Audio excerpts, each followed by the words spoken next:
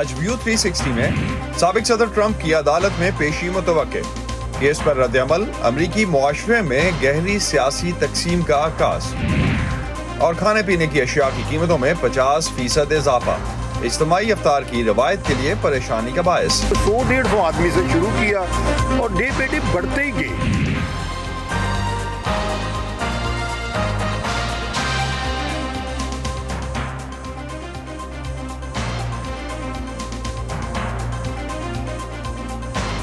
Voice of امریکہ کے Washington studios میں آپ سب کو خوش آمدید. آپ دیکھ رہے ہیں پروگرام ویو 360 اور میں ہوں اسد اللہ خالد. سپریم کورٹ آف پاکستان نے آج پنجاب اور خیبر پختونخوا میں الیکشن التوا کیس کا فیصلہ سناتے ہوئے پنجاب اسمبلی کے انتخابات 14 مئی کو کرانے کا حکم دیا ہے، جبکہ خیبر پختونخوا کے انتخابات کے معاملے پر متعلقہ فورم سے رجوع کرنے کی ہدایت کی گئی ہے. چیف جسٹس نے الیکشن التوا سے متعلق تحریک انصاف کی درخواستوں پر فیصلہ سناتے ہوئے الیکشن کمیشن کا 22 مارچ کا فیصلہ کالعدم قرار دے دیا ہے. سپریم کورٹ نے کہا ہے کہ الیکشن کمیشن نے پنجاب اسمبلی کے انتخابات کے لیے 8 اکتوبر کی تاریخ دے کر آئینی اختیار سے تجاوز کیا اور آئین اور قانون دونوں ہی الیکشن کمیشن کو انتخابی تاریخ میں توسیع کی اجازت نہیں دیتے. وائس آف امریکہ کے عاصم علی رانا اس وقت اسلام آباد سے ہمیں جوائن کر رہے ہیں، ان سے اس حوالے سے مزید بات کرتے ہیں. عاصم، حکومت اور سیاسی جماعتوں کی طرف سے کیا رد عمل آیا ہے اب تک؟ چونکہ ابھی کچھ دیر پہلے جس طرح سے حکومتی جو کیبنٹ کی طرف سے کہا گیا کہ وہ اس فیصلے کو ریجیکٹ کرتے ہیں، باقی جماعتیں کیا کہہ رہی ہیں؟ جی بالکل اسد، ایک خاصا جو ہے حکومت کے لیے ایک جسے کہا جائے کہ ایک مشکل صورتحال ہے کہ سپریم کورٹ آف پاکستان نے واضح طور پر 14 مئی کو پنجاب میں انتخابات کرانے کے حوالے سے اعلان کر دیا ہے اور اب حکومت کے پاس آپشنز جو ہیں وہ محدود ہوتے جا رہے ہیں. وفاقی وزیر قانون اعظم نذیر طارق نے اب سے کچھ دیر پہلے پارلیمنٹ ہاؤس میں یہاں بات کرتے ہوئے کہا کہ ہم اس فیصلے کو مسترد کرتے ہیں کیونکہ یہ فیصلہ ہم سمجھتے ہیں کہ اقلیتی فیصلہ ہے، اکثریتی فیصلہ نہیں ہے. اور ان کا کہنا تھا کہ سپریم کورٹ میں اس وقت واضح دراڑ ہے، لہٰذا اس پہ بہتر تھا کہ فل کورٹ بنا کر فیصلہ کیا جاتا. تاہم اس پر پاکستان کی جو اپوزیشن جماعت ہے جس میں سر فہرست پاکستان تحریک انصاف ہے، انہوں نے اس فیصلے کے اوپر مسرت کا اظہار کیا ہے اور اسے آئین اور قانون کی فتح قرار دیتے ہوئے کہا ہے کہ اب انتخابات 14 مئی کو پنجاب میں ہونے سے کوئی طاقت نہیں روک سکتی. تو عاصم، ماہرین کیا سمجھتے ہیں کہ اب الیکشن سپریم کورٹ کی بتائی ہوئی تاریخ پر ہو سکیں گے؟ کیونکہ دونوں سائڈ سے ڈیفرنٹ ورژنز آ رہے ہیں. جی بالکل اسد، اس حوالے سے ہماری مختلف قانونی ماہرین کے ساتھ بات چیت ہوئی ہے. ان کا کہنا تھا کہ اس حوالے سے اب حکومت کے پاس آپشنز جو ہے وہ بہت محدود ہیں. حکومت اس حوالے سے اگر ملک میں خدا نخواستہ کوئی ایمرجنسی نافذ ہو تو اس صورت میں انتخابات کا جو انعقاد ہے جو اس کو التوا کیا جا سکتا ہے. بصورت دیگر حکومت اس حوالے سے جو ہے وہ اپنی ریویو پٹیشنز جو ہے وہ فائل کرے گی اور اس کے بعد ان کا انتظار کیا جائے گا کہ ان کے اوپر کب فیصلہ آتا ہے. لیکن اس حوالے سے جو اس کی جو اپوننٹ ہے ان کا یہ بھی کہنا ہے کہ حکومت پر توہین عدالت جو ہے وہ بھی لگ سکتی ہے کہ اگر وہ فوری طور پر جو مقررہ تاریخ ہے جو سپریم کورٹ آف پاکستان نے دے دی ہے اس کے اوپر فیصلہ نہیں کرتے. اس حوالے سے جو ہم نے مختلف ماہرین سے جو بات کی ہے آئیے آپ کو دکھاتے ہیں. اس سے واضح فیصلہ ہو نہیں سکتا امپلیمنٹیشن کے لحاظ سے. بڑا کلیئرلی اس بار عدالت نے خود ہی اناؤنس کر دیا ہے کہ 14 مئی کو الیکشن ہونا ہے. اب اس میں کوئی گنجائش نہیں کہ کوئی اور ادارہ تاخیر کرے. سپریم کورٹ نے جو آج شیڈیول جاری کر دیا الیکشن کروانے کا، یہ شیڈیول جو ہے کیا یہ انٹرفیرنس نہ ہوگا الیکشن کمیشن کے اختیارات میں؟ یہ ایک بہت بڑا سوال ہوگا. جو حالات ہیں پاکستان کے، میں تو الیکشن اگر ہوں گے تو اس میں تو ساری سیاسی جماعتوں نے جانا ہے اور ہمیں الیکشن سے کوئی مسئلہ نہیں ہے، لیکن مجھے ہوتے نظر نہیں آ رہے. ہمارا بھی یہی خیال تھا کہ یہی فیصلہ آئے گا، اور لیکن اس میں بات یہ ہے کہ یہ کیسے نافذ العمل ہوگا. انہوں نے الیکشن کمیشن کو تو کہہ دیا اور ایک شیڈیول بھی اناؤنس کر دیا اور ڈیٹ بھی خود اناؤنس کر دی. یہ بھی تھوڑی سی متنازع بات ہے کیونکہ یہ سپریم کورٹ جو ہے وہ الیکشن شیڈیول اور الیکشن کے دن کا جو ہے وہ تعین نہیں کر سکتی میرے حساب سے، کیونکہ آرٹیکل 175(2) جو ہے آئین پاکستان کا، وہ یہ کہتا ہے کہ تمام عدالتیں بشمول ہائی کورٹ اور سپریم کورٹ وہ اختیار استعمال کر سکتی ہیں وہ آئین اور قانون نے دیا ہو. الیکشن کمیشن کے پاس ہوگی کہ وہ کس طرح سے کرے گا معاملات کو، کیونکہ حکومت نے تو عذر یہ دیا تھا کہ وہ منسٹری آف ڈیفنس جو ہے وہ اس وقت حفاظتی اقدامات جو ہے وہ نہیں کر سکتی الیکشن کمیشن کے لیے، اور یا فائنینس کی طرف سے مالی مشکلات کا شکار جو تھا معاملات وہ پیش کیے گئے تھے. تو ہو سکتا ہے یہ دونوں ادارے بھی قانونی چارہ جوئی کریں نئی جو ترمیم ہوئی ان کی روشنی میں. مجھے نہیں لگتا کہ حکومت جو ہے اس فیصلے پہ عمل درآمد کرے گی جس کو وہ پہلے سے اعلان کر چکی ہے. بہت شکریہ عاصم، آپ ہمیں اس حوالے سے اپڈیٹ کر رہے تھے۔ Pakistan institute of legislative development and transparency کے صدر احمد بلال محبوب اس وقت ہمارے ساتھ ہیں، ان سے موجودہ سیاسی بحران پر مزید بات کرتے ہیں۔ احمد، ایک نقطہ جو ہم وائس آف امریکہ سے بات کرنے والے ابھی قانونی ماہرین سے بھی سن رہے تھے کہ انتخابات کرانے سے متعلق فیصلہ الیکشن کمیشن کے اختیار میں نہیں ہے اور اس میں مداخلت ہو سکتا ہے، آپ کیا سمجھتے ہیں؟ کیا آئینی بحران ٹلا ہے اس فیصلے سے یا مزید گہرا ہونے جا رہا ہے؟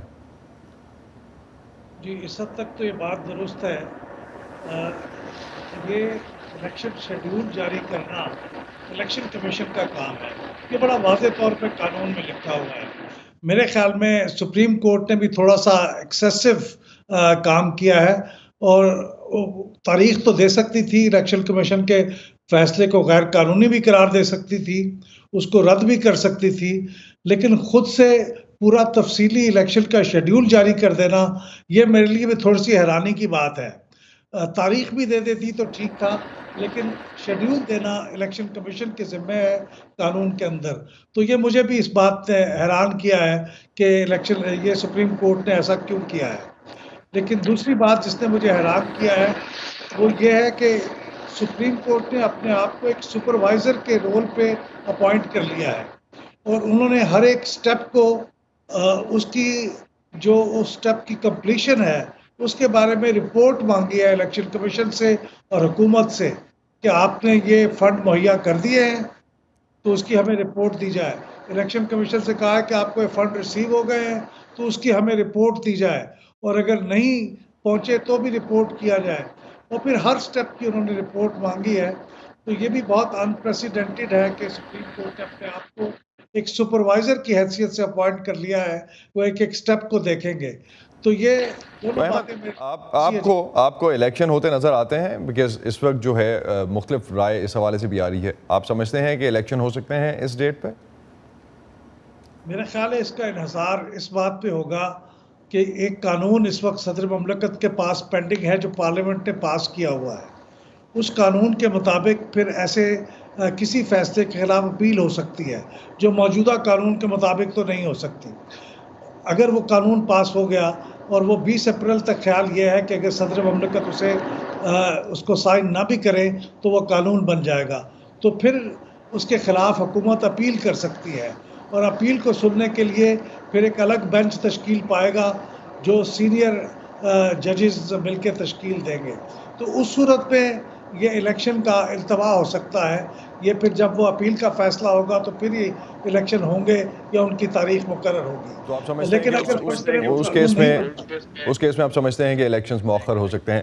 تو سپریم کورٹ کے ججز کے درمیان اختلافات کی وجہ اس فیصلے کی صحت پہ کتنا اثر ڈال رہی ہے؟ اگر یہ فل کورٹ یا لارجر بینچ کا فیصلہ ہوتا تو آپ سمجھتے ہیں کہ اس پر بھی یہی رد عمل آتا حکومت کی طرف سے؟ اگر یہ فل کورٹ کا فیصلہ ہوتا تو پھر شاید حکومت کی طرف سے اس کو رد کرنا یا اس کو قبول نہ کرنے کا اعلان کرنا تقریباً ناممکن ہو جاتا، اور بلکہ کسی کے لیے بھی اختلاف ممکن نہ ہوتا۔ لیکن اب چونکہ خود عدالت سے اس بینچ کو اقلیتی بینچ قرار دیا جا چکا ہے، اور یہ کہ اس کا فیصلہ لیجیٹیمیٹ نہیں ہوگا یہ کہہ دیا گیا ہے، تو اس لیے حکومت نے بھی اس کو واضح طور پر رد کر دیا ہے، اور یہ پہلا موقع ہے کہ سپریم کورٹ کے کسی بینچ کے فیصلے کو حکومت نے اتنے واشگاف الفاظ میں ریجیکٹ کیا۔ وزیر قانون کی طرف سے بھی یہی کہا گیا۔ بہت بہت شکریہ احمد بلال محبوب، آپ ہمارے ساتھ تھے، اور اس وقت جو فیصلہ آیا ہے سپریم کورٹ کی طرف سے، اس پہ جو حکومت کی طرف سے اور جماعتوں کی طرف سے ریئیکشن آ رہا ہے اس پہ ہم سے بات کر رہے تھے۔ سابق امریکی صدر ڈونلڈ ٹرمپ پچھلے ہفتے اپنے اوپر لگنے والی فرد جرم کے فیصلے کے بعد آج نیو یارک کی ایک عدالت میں خود کو قانون کے سامنے پیش کریں گے اور اپنے اوپر لگنے والے الزامات کا سامنا کریں گے۔ عدالت میں اس پیشی یا ارینمنٹ کے لیے سابق صدر کل فلوریڈا سے نیو یارک پہنچے تھے۔ صدر ٹرمپ پر لگائی گئی کرمنل انڈائٹمنٹ یا فرد جرم امریکی تاریخ میں کسی برسر اقتدار یا سابق صدر پر لگائی جانے والی اپنی نوعیت کی پہلی فرد جرم ہے۔ Cable T V networks نے پام بیچ فلوریڈا میں ان کی رہائش گاہ سے نیو یارک تک کے سفر کی لمحہ بلمحہ کوریج کی۔ سابق صدر کے سپورٹرز ایئرپورٹ کے راستے میں ان کی سپورٹ کے لیے موجود تھے۔ ڈونلڈ ٹرمپ پر لگنے والی فرد جرم کی تفصیلات ابھی تک سامنے نہیں آئی ہیں۔ صدر ٹرمپ کی ارینمنٹ یا عدالت میں پیش ہونے کی کارروائی، یہ سب کیسے ہوگا، یہ واضح کرنے کی کوشش کر رہی ہیں سباحت زکریا۔ ڈونلڈ ٹرمپ منگل کی دوپہر کو اپنی ارینمنٹ کے لیے منہٹن کے ایک ڈسٹرکٹ کورٹ میں آئیں گے۔ अरेंजमेंट वो कार्रवाई होती है जो किसी क्रिमिनल केस के आगाज से पहले मुलजिम को कोर्ट में लाकर की जाती है। ट्रंप कोर्ट में दाखिल होंगे तो उनकी तस्वीर या मग शॉट ली जाएगी, उनके फिंगरप्रिंट्स होंगे, लेकिन उनके लॉयर के मुताबिक उन्हें हथकड़ियां नहीं लगाई जाएंगी जो कि आमतौर पे क्रिमिनल डिफेंडेंट्स को लगाई जाती हैं। उनको जज के सामने लाकर खड़ा किया जाएगा तो वो ऊंची आवाज में उनके खिलाफ लगाए गए इल्जामात को पढ़कर सुनाएंगे, जिससे पहली मर्तबा खुद ट्रंप और बाकी दुनिया को पता लगेगा कि उनके खिलाफ इल्जामात की एग्जैक्ट नौयत है क्या। बहरहाल ये कुछ भी हो, उनके लॉयर कह चुके हैं कि वो इसे नॉट गिल्टी प्लीड करेंगे। एक क्रिमिनल डिफेंडेंट के तौर पर पुलिस उन्हें कोर्ट में एस्कॉर्ट करके लेके जाएगी, लेकिन एक साबिक सदर के तौर पर सीक्रेट सर्विस के सिक्योरिटी एजेंट्स उनकी हिफाजत के लिए उनके साथ साथ रहेंगे।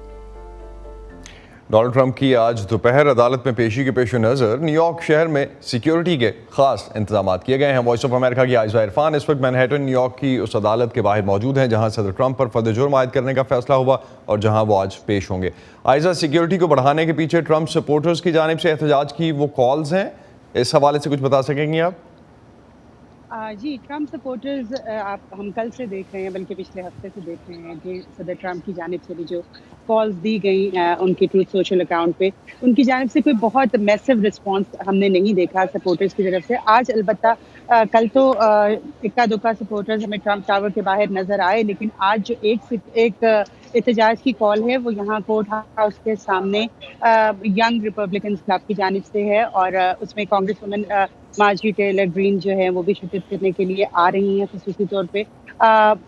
वो 12 बजे के करीब इवेंट की कॉल थी, लेकिन उसको बाद में सुबह 10:30 बजे कर दिया गया। कुछ रिपोर्ट्स के मुताबिक शायद सदर ट्रंप जो है इस कोर्ट हाउस में 11 बजे के करीब आ सकते हैं। तो लेकिन उमूमी तौर पे शहर में पुरसुकून माहौल है और ऐसा कोई बड़ा एहतजाजी मुजाहरा ना ही हामियों की तरफ से ना ही मुखालफिन की तरफ से देखने में आया है। आइजा, सिक्योरिटी अरेंजमेंट्स के हवाले से अगर आप कुछ डिटेल में लेआउट बता सकें कि किस तरह से शहर की इंतजामिया जो है उसने प्लान किया है।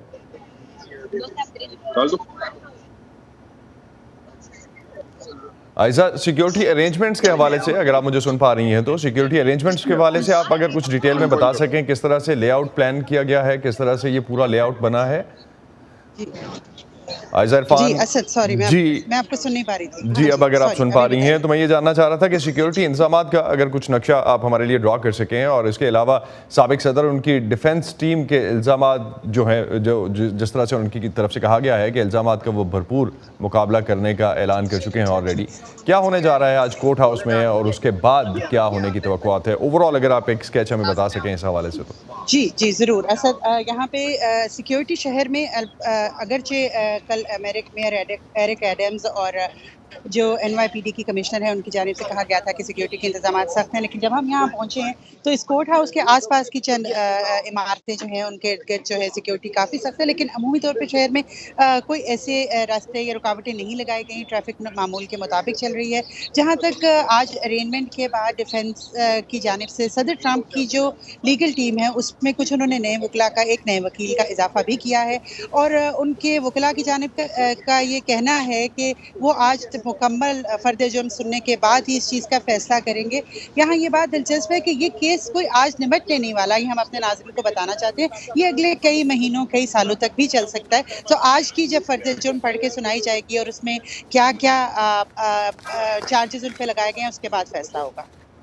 बहुत बहुत शुक्रिया आइजा इरफान, आप हमारे साथ थी उस कोर्ट हाउस के बाहर से जहां सदर ट्रंप आज पेश हो रहे हैं और जहां उन पे वो अरेंजमेंट का प्रोसेस सारा शुरू होगा। बहुत शुक्रिया, आप इस हवाले से हमें अपडेट कर रही थी। Thank you. अपने खिलाफ फर्द जुर्म पर रद्द-ए-अमल देते हुए साबिक सदर डोनाल्ड ट्रंप कह चुके हैं कि उन्हें यकीन है कि उनके खिलाफ फर्द जुर्म सदर जो बाइडन पर बैकफायर करेगी। दाएं बाजू के बहुत से मुबस्सिरीन ये भी कह रहे हैं कि ये केस साबिक सदर ट्रंप की वोटर बेस को मजीद मजबूत करेगा। ब्रायन रोजनवाल्ड यूनिवर्सिटी ऑफ पेंसिल्वेनिया में तारीख और पॉलिटिकल साइंस के स्कॉलर और उस्ताद हैं। डॉक्टर ब्रायन के मुताबिक डोनाल्ड ट्रंप पर फर्द जुर्म सदर बाइडन पर बैकफायर नहीं कर सकती क्योंकि बाइडन का इससे कोई ताल्लुक नहीं है। सबा शाह खान से गुफ्तगू करते हुए अमरीकी सियासत के तारीखदान ने मजीद क्या कहा, आइए जानते हैं। Where I think that Trump is both right and he's wrong. مجھے لگتا ہے کہ ٹرمپ درست بھی ہیں اور غلط بھی. یہ ٹھیک ہے کہ اس سے پرائمری انتخابات میں ان کی مدد ہوگی. ایک ایسی پارٹی جسے پہلے ہی شکایات ہیں اور اب غصہ نکالنے کے لیے انہیں مزید کچھ مل گیا ہے، ان کے خیال میں اشرافیہ اور اسٹیبلشمنٹ اس آدمی کو نشانہ بنا رہے ہیں جو ان کے لیے لڑتا ہے، تو یہ انہیں خود پر حملے کے مترادف محسوس ہوتا ہے. یوں وہ ان کا ساتھ دینے کے لیے اکٹھے ہو رہے ہیں. تاہم مجھے لگتا ہے کہ اس سے انہیں عام انتخابات میں نقصان پہنچے گا، کیونکہ ٹرمپ کو جو مسئلہ درپیش ہے وہ یہ ہے کہ ان کی بیس بہت پرجوش ہے، لیکن یہ اتنی بڑی نہیں ہے کہ انہیں اس انتہا تک پہنچا سکے کہ وہ الیکشن جیتنے کے لیے ووٹ کی ایک بڑی اقلیت بن جائے، جیسا کہ ہم نے 2020 میں دیکھا. تو انہیں ان لوگوں کی ضرورت ہے جو ان سے بدگمان ہیں، جو ہو سکتا ہے کہ ان کی پالیسیوں کو پسند کرتے ہوں، لیکن افراتفری ان کی زبان اور ان کی بات کو نہیں. حالانکہ فیصلے سے پہلے ہی اس کی توقع کی جا رہی تھی، لیکن ایسا لگتا ہے سیاسی رد عمل عین پارٹی خطوط پر منقسم ہے. کیا یہ سیاسی تقسیم امریکی معاشرے میں بھی تقسیم کی عکاسی کرتی ہے؟ اور کیا دو بڑی جماعتوں میں سے کوئی ایک اس سے فائدہ اٹھا رہی ہے؟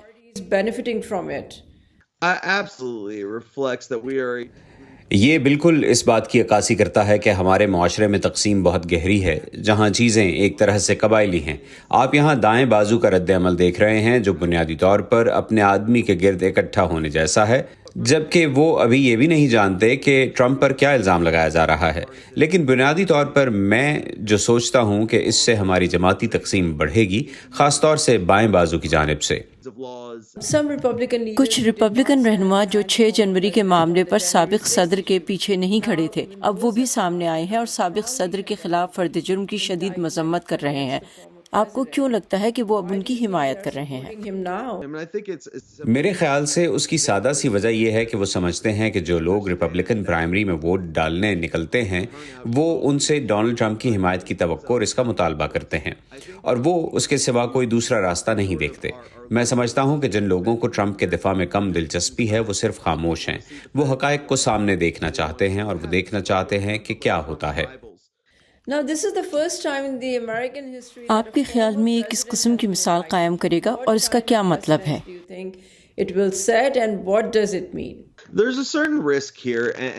خطرہ یقیناً ہے جو اس پر منحصر ہے کہ قدامت پسند جگہوں پر ریپبلکن استغاثہ کس طرح کا برتاؤ کرتے ہیں. دائیں طرف کے ایسے لوگ ہیں جو عجیب و غریب دھمکیاں دے رہے ہیں کہ وہ اوباما کو پکڑیں گے، وہ اس کے ساتھ کلنٹن پر چارج لگائیں گے.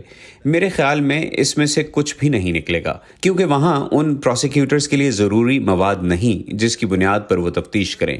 لیکن میں جس وجہ سے اس سے بننے والی مثال سے پریشان نہیں، وہ یہ ہے کہ امریکہ کے بانیوں کا کبھی بھی یہ ارادہ نہیں تھا کہ امریکی صدر قانون کی پہنچ سے باہر ہو. یہاں تک کہ آئین میں ایک واضح شک موجود ہے کہ اگر صدور قانون توڑتے ہیں تو انہیں قانونی نتائج بھگتنا ہوں گے.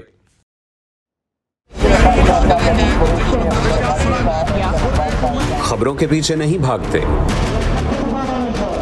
ہم کہانیاں ڈھونڈتے ہیں، عام لوگوں کی خاص کہانیاں. میں کوئی ان سے الگ مخلوق تو نہ تھی، تو کیوں نہ میں ایک ایسا کام کروں کہ جس میں میں مہارت حاصل کروں، اور وہ نیکی کیا ہو، جو چھوٹی چھوٹی کوششوں سے بدل رہے ہیں بے شمار زندگیاں. مجھے جب بھی ضرورت ہوئی مجھے انہوں نے ماشاءاللہ قرضہ دیا اور میرا کاروبار بہت اچھا چلا. لا رہے ہیں اپنے ارد گرد بڑی تبدیلیاں. اکثر جو یہاں بچے ہیں وہ بھیک مانگنے والے بچے ہیں، اور جب یہ بچے اسکول میں آئے تو بہت سارے بچے خوش ہو رہے ہیں. آج وہیں عورتیں بے ہچک اپنے پلانٹوں پر، مطلب اپنے گوٹ کے پلانٹ پر آتی ہیں، پانی بھرتی ہے. ہم جاتے ہیں خبروں سے آگے. میں ہوں نیلوفر مغل، سمن خان، سعدیہ زبران جھا، عمر فاروق، چترا ڈار، جیتی آرانی، مرتضی زہری. ہم ہیں وائس آف امریکہ.